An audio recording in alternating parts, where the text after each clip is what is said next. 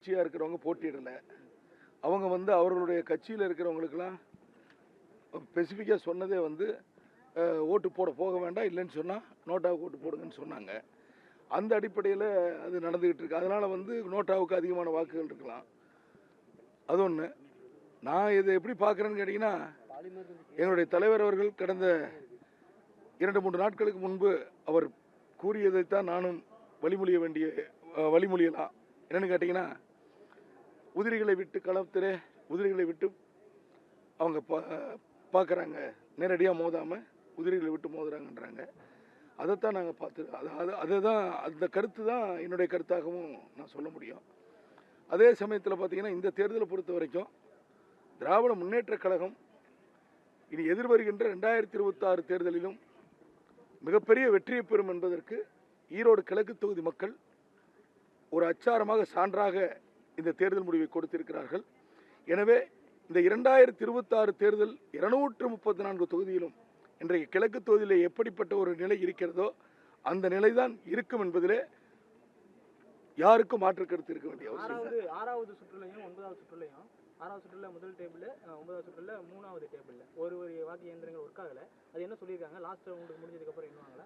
இல்லை சார், அதாவது ஒரு தேர்தல் நடக்கும் பொழுது வந்து ஜென்ரலாகவே வந்து ஒரு சில வாக்கு இயந்திரங்கள் பழுதடைகிறது. இப்போ நம்ம போலிங் நடக்கவே ஒரு சில இடங்கள்ல நடந்தது.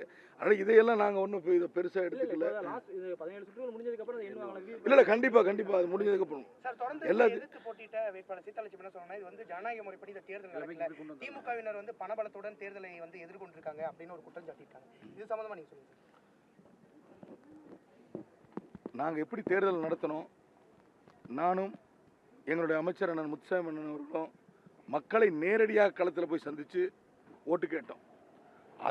அந்த எங்களுடைய பிரச்சார வியூகங்கள் எங்களுடைய தலைவர் அவர்களும் எங்களுடைய துணை முதலமைச்சர் அண்ணன் உதயநிதி அவர்களும் எடுத்த முடிவின்படி அவருடைய வழிகாட்டுதல்படி அவருடைய ஆலோசனைப்படி எங்களுடைய பிரச்சார வியூகம் அமைஞ்சது. அதனால் இதில் வந்து தோல்வி அடைந்துட்டா உடனே வந்து ஜனநாயகம் இல்லை அப்படின்னு சொல்கிறது, அது மாதிரியெல்லாம் வந்து சொல்கிறதுக்கு நம்ம பதில் சொல்ல முடியாது. இந்த கேள்வியை பொறுத்த வரைக்கும் திராவிட முன்னேற்றக் கழகத்தில் எங்களுடைய அமைச்சர் அவர்கள் அன்றைக்கே சொன்னார், இந்த தேர்தல் நியாயமாக நடக்கும், ஜனநாயக முறைப்படி நடக்கும், எந்த இது இருக்காதுன்னு சொன்னார்.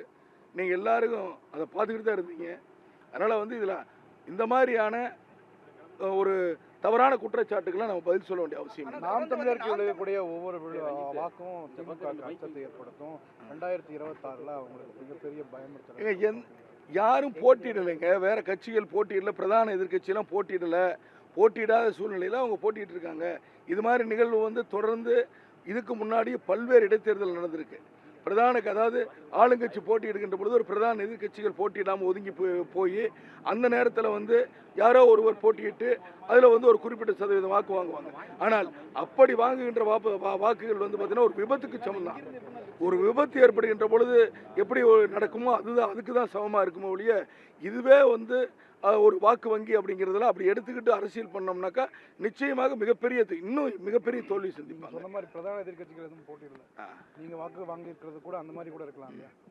எப்படி இப்போ நீங்கள் சொன்னீங்களா விபத்து மாதிரி தான் வாங்கியிருக்காங்க? ஆமாம், விபத்து மாதிரி நாங்கள் வாங்கணும்னு சொல்லலை. இல்லை அவங்க இல்லை ஒரு நிமிஷம், இல்லை நல்லா கேட்டுங்க. நீங்கள் இல்லை அதுதான் நீங்கள் அப்படியே நீங்கள் திசை திருப்புறீங்க. நீங்கள் விஷயத்தையே வேற மாதிரி கேட்டுட்டு இப்படி கொண்டு வரீங்க.